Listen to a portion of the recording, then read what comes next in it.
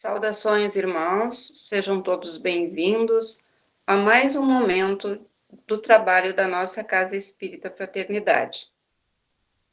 Que Jesus nos ampare e nos abençoe nesses instantes. Vamos elevar o nosso pensamento, direcionando para as nossas irradiações. Então, vamos buscar nestes momentos, fechar os nossos olhos se acharmos necessário, elevar o nosso pensamento à espiritualidade amiga, pedindo as suas bênçãos para os nossos lares, procurando mentalizar todos os nossos familiares, aqueles irmãos que estão conosco na caminhada terrena, que convivem diariamente dentro do nosso lar, nestes momentos diferenciados, que os espíritos amigos possam nos auxiliar a manter a harmonia, a paciência, a compreensão uns com os outros. O nosso pensamento chega até os nossos amigos, pedindo as bênçãos para que todos possam estar bem, fortalecidos. Pedimos pelos nossos vizinhos, nossos colegas de trabalho, que todos os nossos amigos, vizinhos, colegas, recebam o amparo divino, a assistência necessária para se manterem com saúde física e emocional. Saímos dos nossos afetos e vamos até os nossos irmãos que se encontram nas ruas, sem um teto que os abrigue, que eles possam receber a assistência de mãos amigas, que recebam essa assistência e a aceitem, para que sejam guiados até locais de refazimento, de amparo, para renovarem a sua caminhada terrena, se estruturando de forma que possam estar bem amparados. Pedimos pelos nossos doentes, aqueles que se encontram nos nossos lares, nos hospitais, que todos sejam assistidos nas suas dores, compreendam o momento que estão atravessando e confiem sempre neste Pai Maior que olha por todos nós. Nosso pensamento vai até os nossos irmãos, que em queda emocional buscam se amparar nas drogas, que eles possam renovar as suas atitudes, compreender qual é o verdadeiro caminho para a felicidade e para a paz interior. Que Jesus, através dos seus enviados, possa assisti-los e que eles também possam recomeçar a sua jornada com novas ideias, retornando para a caminhada da luz. Pedimos pelos irmãos que se encontram nos locais de recuperação de menores infratores, que os nossos jovens recebam a palavra amiga, recebam carinho e afeto para compreender as leis divinas e buscar um novo caminho. Assim também por todos aqueles irmãos que se encontram nos presídios. Pedimos pelos obsessores, pelos obsediados. Sabemos que muitas vezes desempenhamos um ou outro papel, que possamos ver os momentos, entender os momentos que estamos oprimindo os nossos irmãos, querendo impor as nossas vontades e a nossa forma de ver a vida, respeitando as diferenças, entendendo que só através do perdão, da compreensão, vamos poder viver em paz. Que as luzes divinas cheguem até as nossas autoridades políticas, os nossos governantes, os nossos empresários, todos aqueles que detêm o poder de mando, que eles possam direcionar todas as suas atitudes para o bem comum. Os países que se encontram em guerra, que a população que lá está possa ser abençoada, que este Pai Maior, que tudo permite para a nossa evolução, ampare os irmãos que lá estão. Pedimos pelos irmãos que desencarnaram, que possam chegar até a pátria espiritual e ser bem recebidos, ser bem direcionados, esclarecidos, que os espíritos amigos estejam entre eles, lhes ajudando neste momento. Assim também pedimos pelos suicidas, que possam ser assistidos, amparados, para retornar à vida física, fortalecidos, seguindo a sua jornada, respeitando a vida, entendendo que só a Deus pertence o momento da nossa partida. Pelos irmãozinhos que estão chegando, os nossos pequenos reencarnantes, que cheguem com muita luz para poder ajudar a nossa Terra a se renovar, que possamos colaborar para que estes irmãos recebam boas orientações. E finalizando, pedimos as bênçãos de Jesus para que sejam colocados em nossas águas os elementos necessários para a nossa renovação. Que Jesus nos ampare para que sigamos fortes, firmes na nossa jornada de espíritos em evolução. Que assim seja. Saudações, meus irmãos, que a paz do nosso Divino Mestre Jesus possa, nesses instantes, envolver a todos nós. O tema da nossa exposição de hoje é escândalos. Para esse trabalho, nós utilizamos as seguintes obras: o Evangelho segundo o Espiritismo, de Allan Kardec, Jesus e o Evangelho à luz da psicologia profunda, de Joana de Ângeles, Em torno do Mestre e na Escola do Mestre, de Vinícius, e A Boa Nova, de Humberto de Campos. O apóstolo Mateus nos relata, no capítulo 15 do seu Evangelho, nos relata que Jesus, certo dia, foi questionado pelos escribas e os fariseus, que queriam saber o porquê, o motivo de os seus discípulos não lavarem as mãos antes das refeições.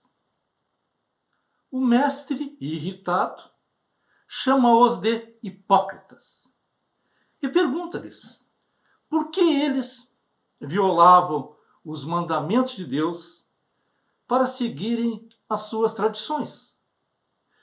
Por que eles tornavam inútil um mandamento de Deus para cumprir os seus costumes? Jesus, assim, os chama de falsos, fingidos, porque eles diziam que ao fazerem uma oferenda a Deus, esta oferenda era também útil aos seus pais, mesmo que depois não os honrassem, não os tratassem bem, os injuriassem, dando mais valor à tradição do que ao mandamento de Deus. E para complementar, Jesus lhes diz que não é o que entra pela boca que torna o homem puro, mas sim o que sai dela. Após isto, os discípulos se aproximaram de Jesus e lhe disseram: os fariseus, depois de ouvirem o que o Senhor falou, se escandalizaram. Se escandalizaram. Mas o que significa escandalizar? O que é isto? Significa ofender, melindrar alguém, ferir opiniões. Então, os fariseus se sentiram ofendidos, melindrados, porque as suas opiniões foram agredidas. Para eles, foi um escândalo. Um escândalo.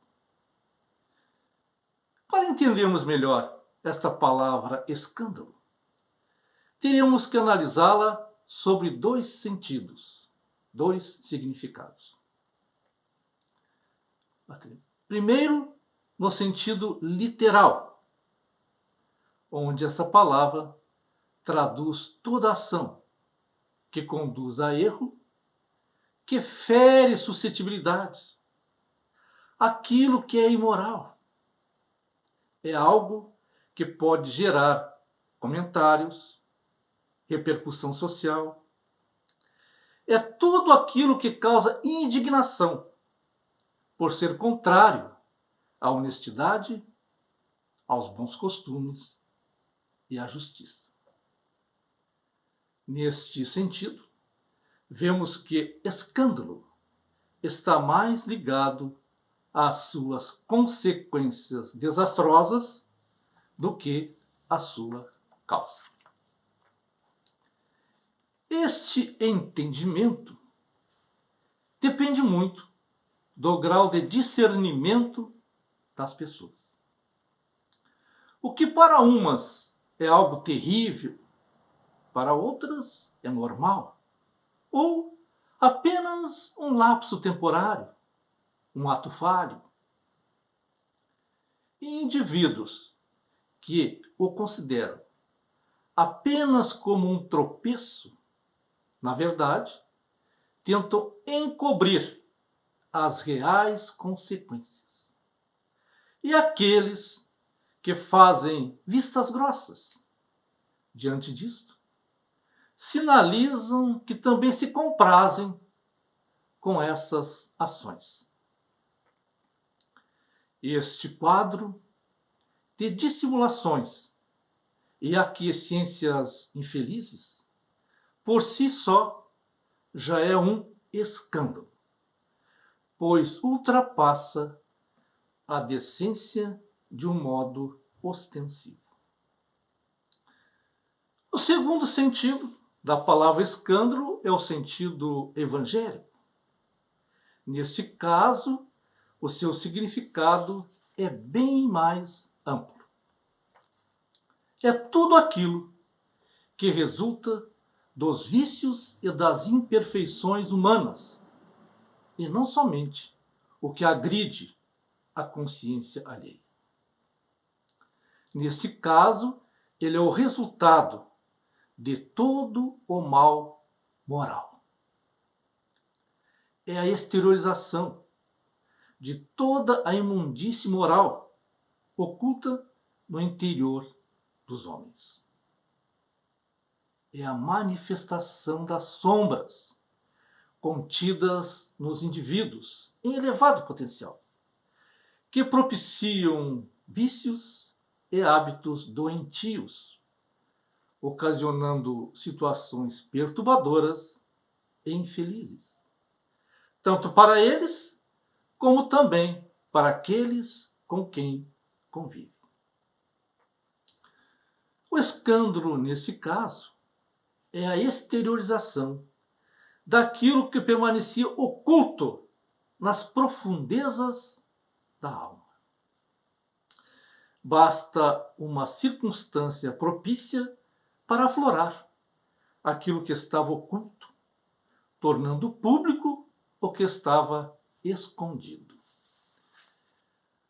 É a revelação de um mal que estava no indivíduo. Então, o problema é o mal que agasalhamos. É o mal que está dentro de nós.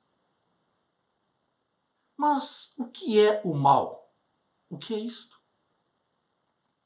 O mal é tudo aquilo que prejudica os nossos semelhantes e também a nós mesmos.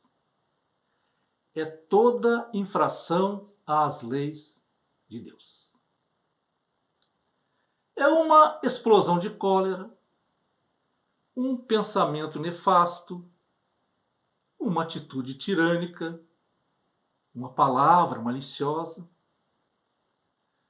Por isto que Jesus sabiamente asseverou que não é o que entra na boca que lameia o homem, mas o que sai dela. O que sai da boca vem do coração. E é o que torna o homem impuro, porque é do coração que partem os maus pensamentos, os homicídios, os adultérios, as fornicações, os furtos, os falsos testemunhos, as blasfêmias e as maledicências. Estão aí as coisas que tornam o homem impuro.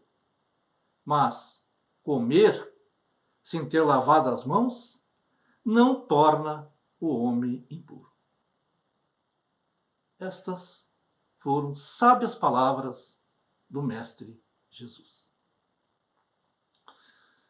Assim, vemos que todos os nossos maus hábitos são exteriorizados pela palavra e pelas ações. E isto causa escândalo, porque fere a moral. Muitos indivíduos, quando extrapolam suas atitudes, alegam desconhecerem-se, pois, segundo eles, jamais imaginariam que fossem capazes de fazerem algo tão infeliz, tão ruim. Como posso evitar esses atos danosos? Interrogam-se frequentemente. A resposta é encontrada num provérbio esculpido na entrada do templo de Apolo, em Delfos, na Grécia, e muito difundido por Sócrates, que é: conhece-te a ti mesmo. Conhece-te a ti mesmo. E nós? Será que realmente nos conhecemos? Será? Essa questão, ela é muito subjetiva, pois muitas pessoas, ao serem questionadas, respondem instantaneamente que sim. Porém, ao pensarem calmamente, refletindo sobre ela, concluirão que a resposta é não.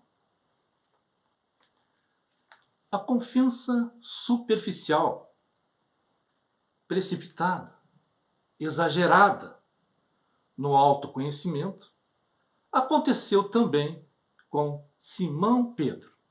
Isto mesmo, com Simão Pedro.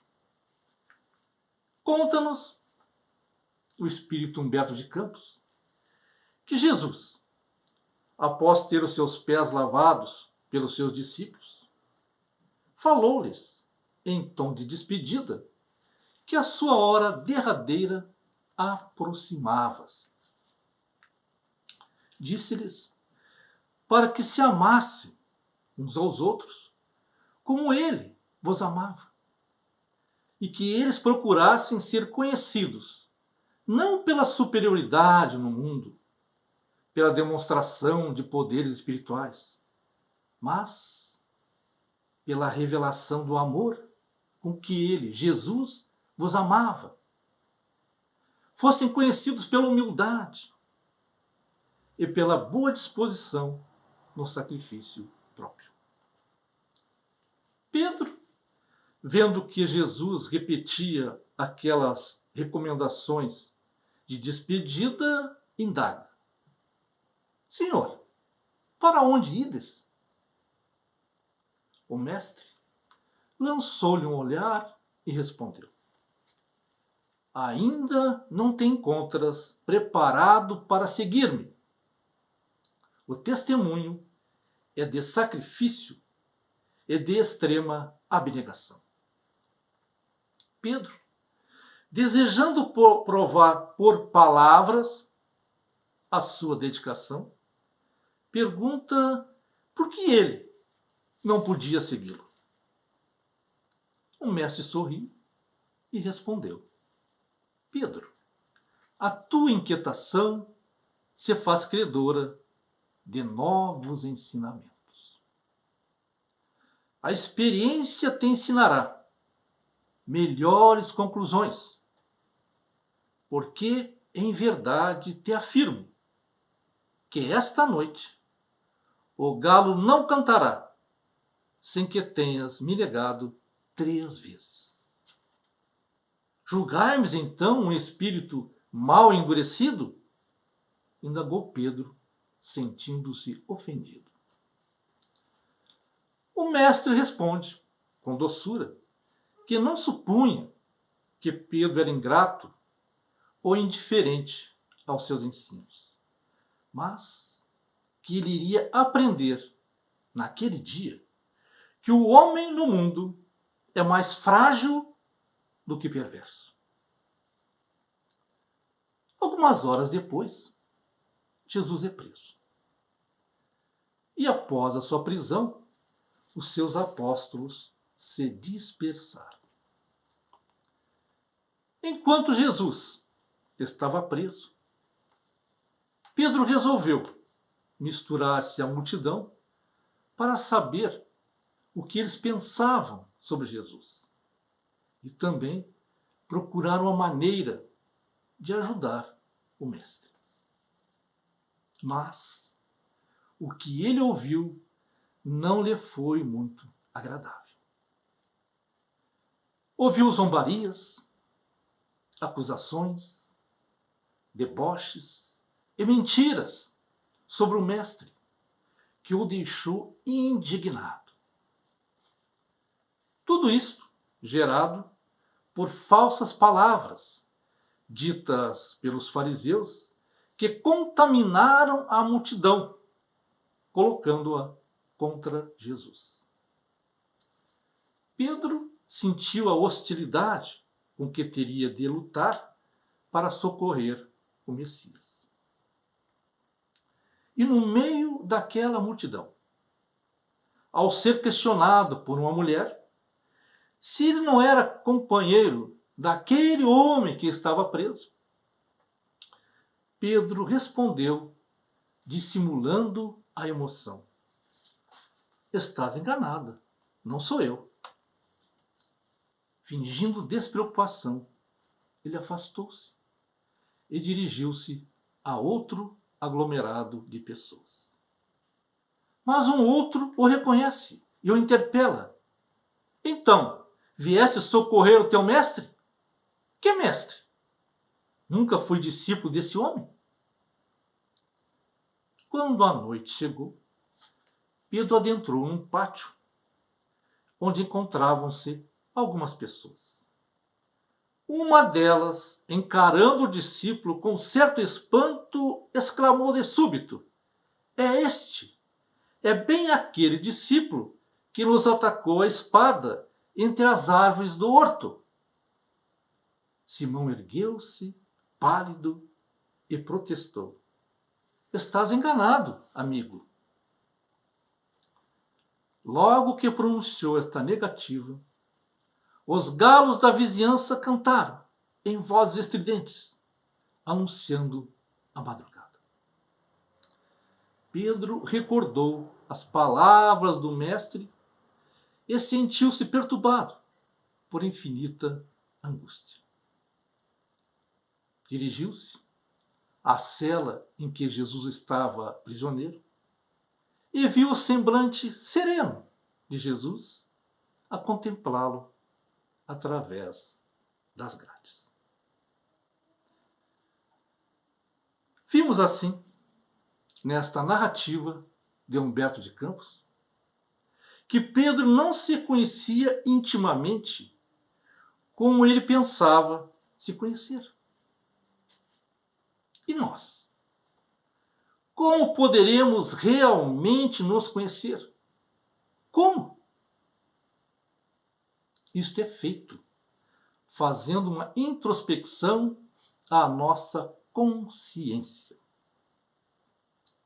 Ela nos revelará o espírito o caráter, os sentimentos mais íntimos e recônditos. Assim como o espelho reflete o nosso exterior, a consciência reflete o nosso interior. Vemos, através dela, a imagem perfeita da nossa alma. Como no espelho, vemos a imagem real do nosso corpo. Fazendo esta autoanálise, descobriremos vícios, erros, iniquidades que ali encontram-se, esperando uma brecha, uma oportunidade para aflorarem. Ciente disso, cabe-nos eliminá-los através da nossa mudança comportamental, através da oração, da prática do bem, da prática da caridade, do estudo evangélico, alterando as inclinações negativas para realizações positivas, para que os escândalos não aconteçam. Mas, se este esforço não for empreendido, não for feito como deve ser, ai daquele que assim proceder. Porque escândalos aparecerão e o seu autor sofrerá sérias consequências. Responderá perante a divindade, através da lei de causa e efeito, que lhe acarretará muitos sofrimentos. Porque ninguém fica impune a quaisquer infrações às leis de Deus. Mesmo que os seus atos infelizes sejam encobertos, Deus, que tudo vê, que tudo sabe, pois Ele é onisciente, Deus proporcionará aos infratores das suas leis meios para que saiam da escuridão moral em que se encontram. E estes meios serão amargos, penosos, para que assim o indivíduo realmente desperte pela dor, arrependendo-se e buscando o devido reajuste. Vemos assim que mesmo que o escândalo cause sofrimento, ele é necessário para o despertamento dos indivíduos. Isto no tocante ao indivíduo em si. Mas, quando o escândalo é escancarado ostensivamente e o seu autor é punido, isto serve de freio àqueles que tenham simpatia a atos danosos. Pensarão melhor antes de cometerem um ato que seja prejudicial aos seus semelhantes. Por isso é necessário que apareçam escândalos, para que a sociedade possa conhecer melhor aqueles que o praticam e as suas punições sirvam de exemplos. Mas por quê? Por que ocorrem os escândalos? Por que eles acontecem? Por causa do mau uso do nosso livre-arbítrio.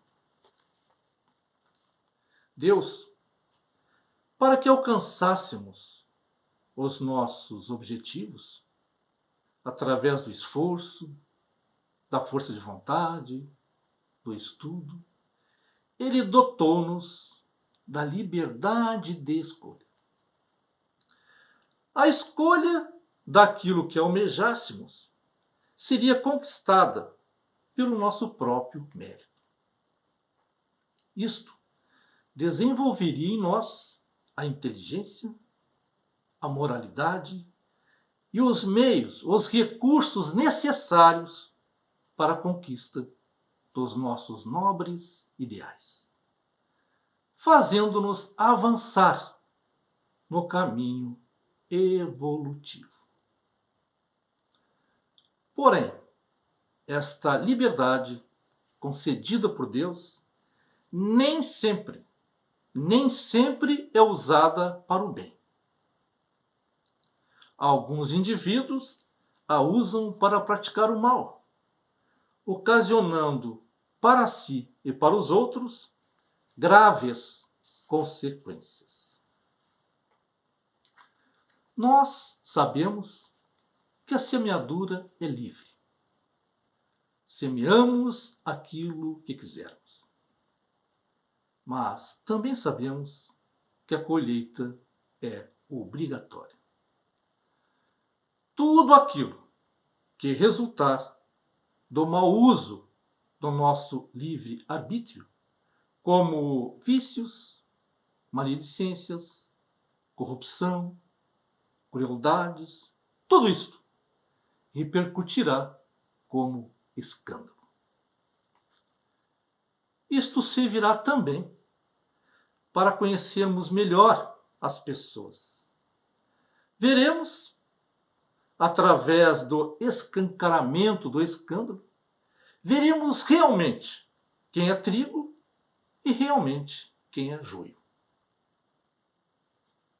Deus, na sua infinita bondade, não nos obriga, não nos impõe nada. Deixa-nos livres para escolhermos o caminho que quisermos. Porém, as consequências da escolha serão de responsabilidade nossa.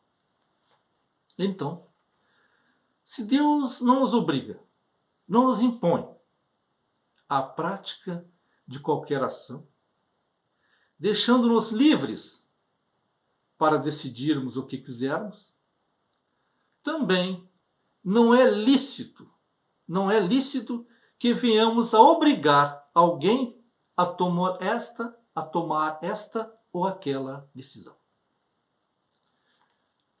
Joana de Ângeles nos corrobora isto, ao nos afirmar que devemos respeitar as decisões e ações do nosso próximo, porquanto quem se levanta para impedir o processo de desenvolvimento de outrem, seja por qual motivo for, realiza um escândalo de agressão ao seu livre-arbítrio, envolvendo-o na sua sombra, da qual não consegue se libertar. Joana também nos esclarece que quando alguém se ergue para censurar e condenar sem autoridade moral para isto, também produz escândalo, por esconder a deficiência e de esforçar-se naquele em quem projeta a inferioridade que ele gostaria de eliminar. Meus irmãos e minhas irmãs, mais uma vez, vemos a grande importância da nossa autoanálise para nos conhecermos melhor e não escandalizar com atitudes e palavras intempestivas, agressivas, perturbadoras, desagradáveis. Sendo sinceros e honestos em nossa introspecção interior, para descobrirmos com clareza os nossos equívocos e as nossas tendências negativas, com certeza teremos melhores condições de eliminarmos as impurezas contidas em nossa alma, para que ela possa brilhar, exuberante, tornando-nos pessoas melhores e mais felizes. Todos nós somos criaturas de luz, pois fomos criados pela luz suprema, que é Deus. Assim, procuremos a cada dia nos esforçarmos mais para afastar tudo aquilo que possa obscurecer a luminosidade divina que está dentro de nós.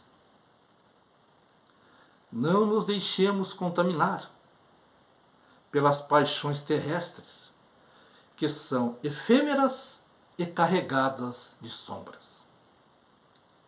Se procedermos assim, com certeza, evitaremos todo e qualquer escândalo. Muito obrigado. E assim, irmãos, agradecemos pelo momento, por todas as informações que recebemos, que nós possamos retornar às nossas atividades, nos nossos lares, no nosso trabalho, sempre amparados pela luz de Jesus. Que assim seja.